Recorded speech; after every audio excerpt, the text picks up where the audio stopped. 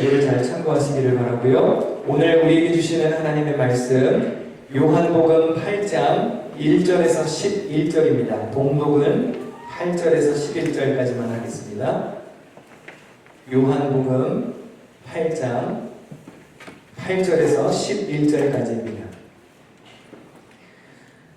다시 몸을 굽혀 손가락으로 땅에 쓰시니 그들이 이 말씀을 듣고 양심의 가책을 느껴 어른으로 시작하여 젊은이까지 하나씩 하나씩 나가고 오직 예수와 그 가운데 섰는 여자만 남았더라. 예수께서 일어나사 여자 외에 아무도 없는 것을 보시고 이르시되 여자여 너를 고발하던 그들이 어디 있느냐? 너를 정죄한 자가 없느냐? 대답하되 주여 없나이다. 예수께서 이르시되 나도 너를 정죄하지 아니하노니 가서 다시는 죄를 범하지 말라 하시니라. 이는 살아계신 하나님의 말씀입니다.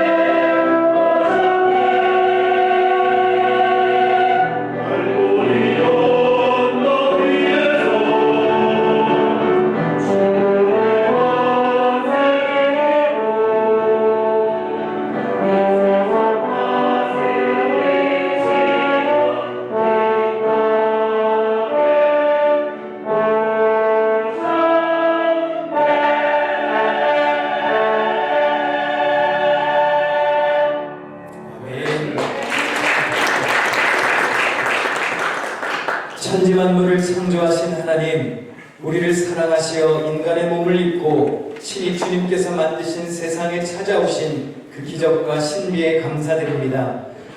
우리를 구원하시고자 했던 주님의 은총을 찬양합니다. 하늘 영광을 포기하시고 죽기까지 우리를 섬기신 주님의 사랑을 본받아 살게 하여 주옵소서. 우리는 미련하여 참과 거짓을, 거룩과 죄를, 진리와 속임수를 구분하지 못하며 살아갑니다. 연약한 우리를 용서하시고 주의 자비로 긍휼을 베풀어 주시옵소서. 태중의 아이로부터 노년의 어른까지 뉴욕기둥교회 모든 성도들에게 신실한 믿음을 주시고 강건한 몸과 마음을 허락하시어 주의 나라를 위해 헌신하기에 부족함 없게 하여 주옵소서. 교회 이전과 미래의 모든 발걸음도 오직 주님께서 인도하여 주옵소서. 생일을 맞은 이의 마음속에 하늘의 은총과 충만한 기쁨을 허락하옵소서. 교회를 처음 방문한 이들이 있습니다. 저들의 마음속에 평안과 복음을 담게 하옵소서. 귀한 마음으로 음식을 접대하는 손길 나누고 베풀기에 부족함이 없도록 하늘 상급으로 축복하여 주시옵소서. 세우신 종 준비된 말씀을 전할 때 성령께서 주시는 감동이 있게 하시고 듣는 마음과 집중할 힘을 허락하여 주옵소서. 악한 영이 우리 예배를 방해하지 못하도록 오직 주의 영광만 가득하기를 구합니다. 베푸신 주의 은혜에 감사드리며 예수님의 이름으로 기도하옵나이다. 아멘. 할렐루야. 주님의 은혜와 평강이 함께 하시기를 축원합니다. 존중하며 살자고 했던 2025년 어느덧 마지막 주일이 되었습니다. 올해의 주제 말씀을 한번 다 같이 읽어보실 텐데요. 좀 화면이 작아졌죠? 그렇지만 잘 보일 겁니다. 우리 사무엘상 2장 30절 말씀 혹시 뜨나요? 예, 같이 읽겠습니다. 시작. 나를 존중히 여기는 자를 내가 존중히 여기고 나를 멸시하는 자를 내가 경멸하리라. 하나님을 존중하고 또 이웃을 존중하며 살기로 결단했던 2025년이었습니다. 여러분은 얼마나 존중하는 일에 최선을 다하셨습니까? 이제 한 해가 저물어갑니다. 이 한 해의 마지막 며칠만이라도 그리고 새해가 되어서도 존중하며 사는 일에 힘쓰시기를 주님의 이름으로 부탁드립니다. 매년 연말이 되면 제가 하자고 하는 게 있는데요. 한번 이렇게 자기가 자기를 이렇게 안아줘 보도록 하겠습니다. 네, 이렇게 해서 한번 토닥거려 주세요. 네, 그리고 스스로에게 말씀해 주십시오. 잘했다, 수고했다, 애썼다. 자기한테 말을 하시라니까요. 네. 다시 한번 고생했다, 애썼다. 네. 누가 안아주는 사람도 없잖아요, 그렇죠? 자기가 자기라도 안아줘야죠. 그렇게 자기 자신을 위로한 분들, 옆에 계신 분들에게도 한번 인사하겠습니다. 한 해 동안 고생하셨습니다. 한 해 동안 수고 많으셨습니다. 감사합니다. 인사하겠습니다. 매년 마지막 주일에 꼭 읽는 말씀도 있습니다. 베드로전서 4장 7절에서 10절 한 번 더 같이 읽겠습니다. 시작. 만물의 마지막이 가까이었습니다. 그러므로 정신을 차리고 삼가 조심하여 기도하십시오. 무엇보다도 먼저 서로 뜨겁게 사랑하십시오. 사랑은 허다한 죄를 덮어줍니다. 불평 없이 서로 따뜻하게 대접하십시오. 각 사람은 은사를 받은 대로 하나님의 여러 가지 은혜를 맡은 선한 관리인으로서 서로 봉사하십시오. 올해도 어김없이 마지막이 찾아왔습니다. 정신을 차리고 늘 기도하며 조심해야 합니다. 서로 뜨겁게 사랑하고 따뜻하게 대접해야 합니다. 각각 받은 은사를 가지고 하나님과 이웃을 섬기며 살아야 합니다. 힘들고 어려웠던 기억들은 2025년에 묻어두시고 다가오는 2026년 새해는 새로운 다짐으로 맞이하실 수 있기를 축원합니다. 예수님이 존중한 여인에 관한 시리즈 말씀을 전하고 있었습니다. 한 해를 마감하는 이 송년주일에 이 시리즈도 마무리하려고 합니다. 오늘 본문은 죄의 현장에서 붙잡힌 여인에 관한 이야기입니다. 교회 다니지 않는 이들에게도 꽤 잘 알려진 말씀입니다. 많은 사본에는 생략된 이야기이기 때문에 우리가 가진 성경을 보면 괄호 표시를 해놓거나 아니면 각주를 달아서 어떤 사본에는 없음 이렇게 기록해 놓기도 했습니다. 이 말씀이 분명 예수님의 생애 중에 실제로 일어났던 이야기라는 것에는 의심할 여지가 없습니다. 다만 어떠한 이유에서이든지 성서를 기록하거나 필사한 자들에게 채택되지 않다가 후에 정경에 포함된 것으로 보입니다. 초대교회 교부였던 어거스틴의 말처럼 민감한 죄를 다루는 이 이야기가 혹시라도 독자들에게 부정적인 영향을 끼칠지도 모른다는 우려가 작용했을 것이라 짐작됩니다. 여하튼 오늘 본문에 보니까 서기관들과 바리새인들이 죄의 현장에서 붙잡힌 여인을 예수님 앞으로 끌고 왔습니다. 그들이 여인을 예수님께 끌고 온 것은 단순히 죄에 대한 처벌을 요청하거나 어떤 순수한 정의감에서 했던 일이 아니었습니다. 본문에 보니까 예수님을 시험하기 위해 여인을 끌고 왔다고 했습니다.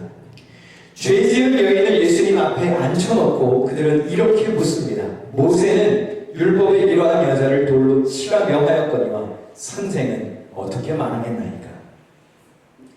율법에는 죽이라고 되어 있는데 당신은 어떤 판단을 내리겠냐고 묻습니다. 실제로 율법에 따르면 이 여인은 사형에 해당하는 죄를 지은 것이 맞습니다. 나쁜 죄를 지었습니다. 그러므로 이 여인은 그 자리에서 죽어도 할 말이 없습니다. 서기관들과 바리새인들은 이러한 곤란한 상황을 만들어서 예수님이 율법대로 처형하라고 하실지 아니면 용서해 주라고 하실지 주목했습니다. 처형시키라 하면 죄인을 용서하시는 하나님의 사랑에 반하게 됩니다. 처형을 반대하고 용서해 주자고 하면 율법을 어기는 것이 되고 맙니다. 어떤 답을 하셔도 난처한 상황을 만들어 놓고 처음부터 이렇게 예수님을 시험하고자 올무에 가둔 것이죠.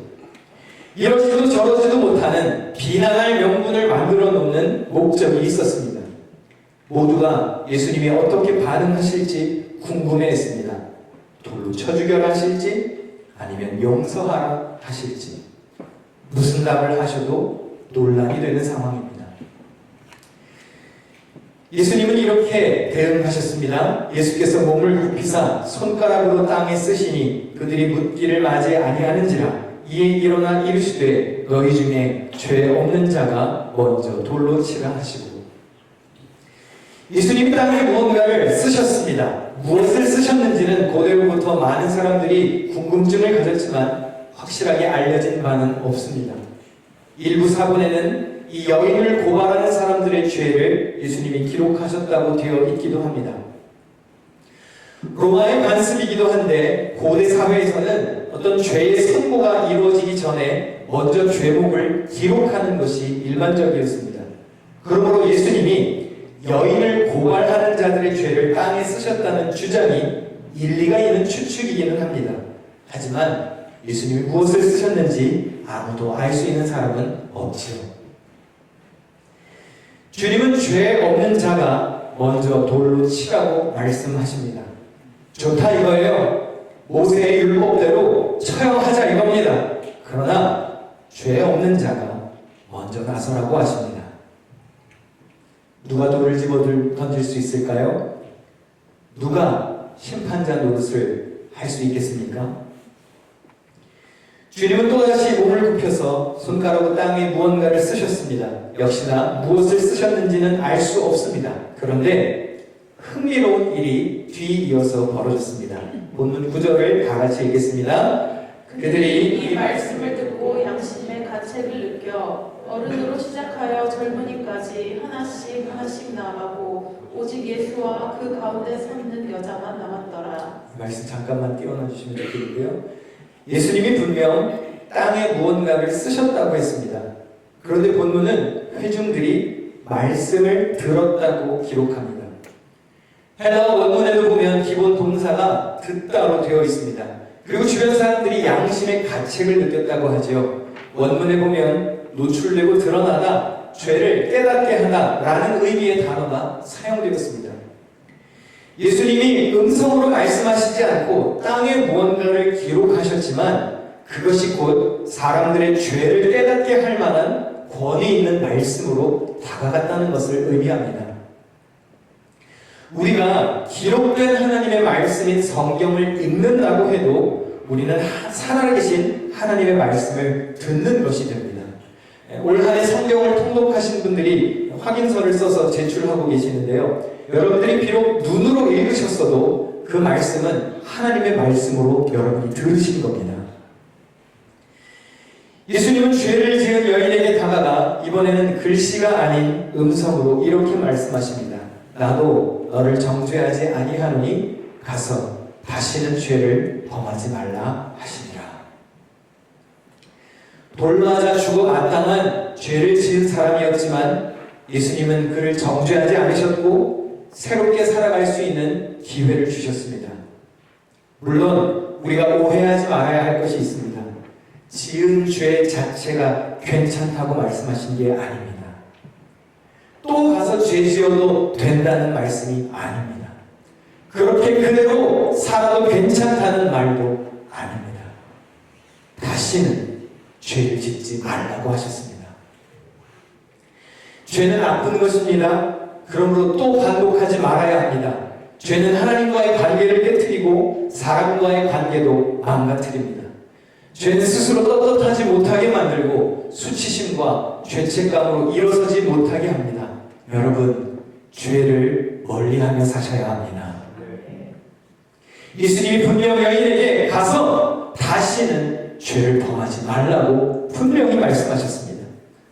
회개란 무엇이냐? 단순히 죄송합니다, 미안하다 한마디로 때울 수 있는 게 다가 아닙니다. 진정한 회개란 죄를 멈추고 그 죄에서 완전히 돌이켜야 합니다. 오늘 설교의 제목처럼 다시는 죄를 짓지 않도록 삶을 바꾸는 것이 회개입니다. 비슷한 짓도 하지 말아야 하고 죄의 근처에도 가지 않도록 분명한 결단을 내려야 합니다. 데살로니가전서에 보면 악은 모양이라도 버리라 했지요. 새로운 기회를 주신, 새 삶을 주신 하나님의 은혜에 보답하기 위해서는 우리가 완전히 달라진 삶으로 주님의 영광을 드러내야 합니다. 어쩌면 이 중에서도 자기 자신과 자기의 가정 또 공동체를 파괴하는 나쁜 길을 들어서고 있거나 아니면 경건하지 못한 죄의 습성을 이어가고 있는 이가 있을지 모르겠습니다. 여러분, 빨리 회개하시고 돌이키셔야 합니다. 죄의 유혹은 달콤하지요. 달콤하면서 강렬합니다. 그리고 우리의 의지와 노력으로 이길 수 없습니다. 돌아서야 하고 차단해야 하고 도망가야 하고 멀리해야 합니다. 날마다 말씀과 기도로 스스로를 지키셔야 하고 거룩한 길 가도록 부단히 노력하셔야 합니다. 하나님 앞에 사람 앞에 부끄럽지 않게 담대히 서도록 노력하며 살아가야 합니다. 우리는 어쩌면 이 여인을 정죄하기를 바라는 바리새인과 서기관과 같은 사람들일지도 모릅니다. 율법이란 본래 하나님의 사람답게 살라고 주신 은혜의 산물인데 사람을 심판하기 위한 수단으로 사용하는 태도가, 나쁜 태도가 앞설 때가 있죠. 예수님을 시험하려고 했던 이들의 나쁜 속셈처럼 나는 너보다 우월해, 나는 너보다 잘났으니까 너를 심판할 거야 라는 교만에 빠져 있지는 않습니까? 죄인을 끌고 와서 심판이 임하기를 바라는 마음으로 스스로는 의롭다 여기고 손가락질을 즐겨하며 살지는 않으셨습니까? 죄 없는 자가 돌로 치라고 말씀하셨는데 다른 사람들의 죄는 그렇게 잘 들춰내면서 정작 내 속에 있는 흉악한 죄는 보지 못하는 그런 어리석음이 정말 나에게는 없습니다. 어떤 학자들은 이 여인이 억울하게 누명을 쓴 것이라고 옹호하기도 합니다. 당시 관습에 의하면 여인이 자발적으로 그런 죄를 지을 만한 시대적 배경이 아니었다. 그러니까 부당한 대우를 받고 죄인으로 몰린 것이다. 이렇게 주장하기도 합니다. 물론 자세한 정황이 나와 있지는 않습니다. 그런데 분명한 것은 예수님이 여인에게 뭐라고 말씀하셨죠? 다시는 죄를 짓지 말라고 하셨습니다. 그렇다면 이 여인이 그렇게 떳떳한 사람은 아니라는 뜻입니다. 서기관들과 바리새인들이 돌로 치라 라는 목소리에 이 여인은 어떤 대꾸도 하지 못합니다. 억울함을 호소하지도 못했고 살려달라고 애원하지도 않았습니다. 왜 그랬을까요? 죄인은 말이 없기 때문이죠. 자의든 타의든 이 여인은 부끄러운 죄인인 것입니다. 어쩌면 우리는 다 이렇게 죄를 짓고 예수님 앞에 말 없이 서 있는 여인과 같은 존재일지도 모르겠습니다. 우리 중에 의인이 있습니까? 의인은 없나니 하나도 없다고 했습니다. 우리 모두는 다 주님 앞에 죄인이지요. 죄의 삭은 사망이라고 그랬습니다. 죽어도 할 말이 없는 부끄러운 죄인이라는 뜻이죠. 그러므로 죄인이 무슨 말을 하겠습니까? 예수님이 십자가 대속이 아니었다면 지금 여기서 당당하게 고개를 들 사람이 누가 있겠습니까? 독생자를 주신 희생과 구원의 은혜가 아니었더라면 감히 지금 주님의 임재 앞에서 예배드릴 수 있는 사람이 누가 있겠습니까? 죄의 삭은 사망입니다. 그러므로 우리가 사망이라는 대가를 치러야 하는 것이 옳습니다. 그런데 하나님은 사망을 주시지 않고 생명을 허락하셨습니다. 먼저 나를 덮어주셨고 용서해 주셨고 새로운 기회를 주셨습니다. 그렇다면 우리는 어떻게 살아야 할까요? 다시는 죄를 짓지 않으려고 몸부림치면서 우리 또한 다른 이웃의 허물을 덮어주기 위하여 노력하는 삶이 되어야 합니다. 특히 교회의 어른들, 직분을 가지신 분들은 잘 기억해야 합니다. 들춰내고 지적하기보다 가려주는 사람이 되셔야 합니다. 잘못된 것 찾아서 정죄하기 시작하면 끝이 있습니까? 여러분 자신은 자유로울 수 있나요? 예수님께서 죄 없는 자가 먼저 돌로 치라고 말씀하셨을 때 그 잘난 서기관들과 바리새인들조차도 아무 말 하지 못하고 조용히 발길을 돌렸습니다. 그렇다면 우리라고 자신 있게 돌 집어들 수 있는 사람이 누가 있다는 말이죠. 2025년 한 해를 돌아보면 잘한 것들도 있겠지만 부끄러운 일들도 있을 것입니다. 저도 부족한 것이 많았고 지혜롭지 못한 일도 많았습니다. 뉴욕 기독교의 성도들의 좋은 목자여야 하는데 하나님 앞에 또 사람 앞에 그렇게 신실하게만 살지는 못했습니다. 저 역시 허물 많은 연약한 사람입니다. 가족을 사랑으로 잘 돌보지 못했고 또 부모님께 효자이지 못했습니다. 성도들의 기쁨에 동참하지 못했고 모든 슬픔을 다 챙기고 위로하지 못했습니다. 특히 몸이 아프다는 이유로 더 세심하게 성도들을 챙기지 못한 것이 참으로 죄송스럽습니다. 무엇보다 교회 건물을 팔고 아직도 여기서 이러고 있는 것이 큰 죄책감도 하루하루 작용하여 얼마나 마음이 무거운지 모릅니다. 하루에 수십 번씩 생각합니다. 너무 무리했던 건가? 혹시 이건 내 욕심이었던 건가? 하나님의 뜻이라고 나는 확신했는데 왜 이렇게 지체시키고 돌리시는 걸까? 답답한 마음에 잠을 못 이루는 밤이 많았습니다. 광야교회로 끌고 나오기는 했는데 이거 참 번거롭게 매주 하는 것 같아서 얼마나 죄송스러운지 모릅니다. 매주 물건 마르고 치우고 정리하고 마음껏 모이지도 못하는 이 불편함에 빨리 길 열어달라는 기도 외에는 제가 할 수 있는 것이 없어서 답답했던 한 해였습니다. 그러나 그럼에도 불구하고 저는 분명하게 믿습니다. 이 또한 새 일을 행하시는 하나님의 뜻 가운데 우리가 있음을 저는 확신합니다. 하나님이 여기까지 인도하신 데에는 그만한 이유가 있고 지금도 우리와 함께 하고 계시고 지금도 우리가 알지는 못하지만 하나님의 방법으로 일하고 계심을 저는 믿습니다. 앞으로 나아가야 할 길도 하나님이 인도하실 것입니다. 사람이나 어떤 상황 때문에 흔들려서는 안 됩니다.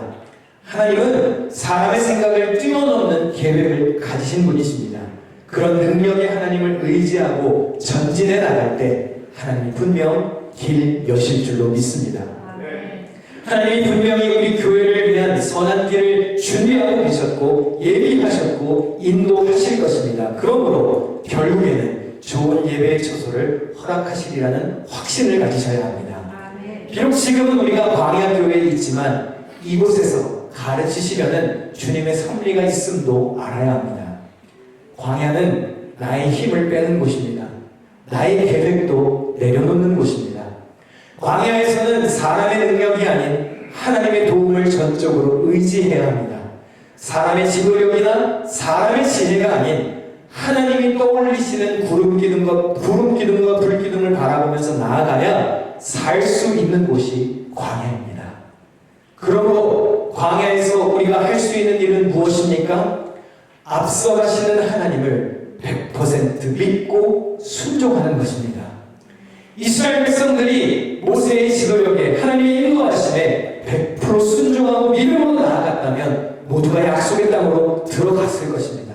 그런데 불평하고 원망하고 시선을 하나님께로부터 돌렸을 때에 그들은 무너지고 말았습니다. 그리고 약속의 땅에 들어가지 못했습니다. 여러분, 서로 의지하고 격려하면서 하나 되어 같은 방향으로 나아가야 하는 시기가 지금 이 시기입니다. 혼자 딴 곳으로 가시면 광야에서 길을 잃고 맙니다. 태산을 넘어 헌곡에 가더라도 할렐루야를 부르며 승리의 길을 걸어가야 하지 않겠습니까? 하나님이 반드시 앞길을 열어주실 것이기에 여러분 믿고 순종하는 결단이 있으시기를 축원합니다. 사랑하는 성도 여러분, 2025년 여기까지 오시느라 참으로 고생이 많으셨습니다. 참으로 감사하고 또 죄송합니다. 로마서 12장 10절에서 13절을 다 같이 읽겠습니다. 시작. 형제를 사랑하여 서로 우애하고 존경하기를 서로 먼저 하며 부지런하여 게으르지 말고 열심을 품고 주를 섬기라. 소망 중에 즐거워하며 환난 중에 참으며 기도에 항상 힘쓰며 성도들의 쓸 것을 공급하며 손대접하기를 힘쓰라. 아멘. 여러분은 이렇게 하시기 위해 얼마나 최선을 다하며 사셨습니까? 요한계시록 22장 12절에 보니까 그가 행한 대로 갚아주겠다고 하나님이 말씀하셨습니다. 하나님은 분명 훗날 우리의 행위를 평가하시고 행한 대로 갚으시겠다고 했습니다. 2025년의 마지막 주일인 오늘 하나님이 우리의 한 해를 평가하신다면 여러분은 과연 상 받을 만하게 사셨나요? 정말 목숨 걸고 주의 성수 잘하셨습니까? 하나님의 말씀을 따라 살고자 얼만큼 노력하셨나요? 여러분이 주님께 드린 여러분의 헌금, 봉사, 섬김 정말 주님이 보시고 상 주실 만큼 최선을 다해 하셨습니까? 다른 이들과 어떤 대화를 주고받으셨습니까? 전화통화 내용은 어떤 내용들이 주를 이루었습니까? 어떤 문자 메시지와 어떤 카톡 내용을 주고받으셨나요?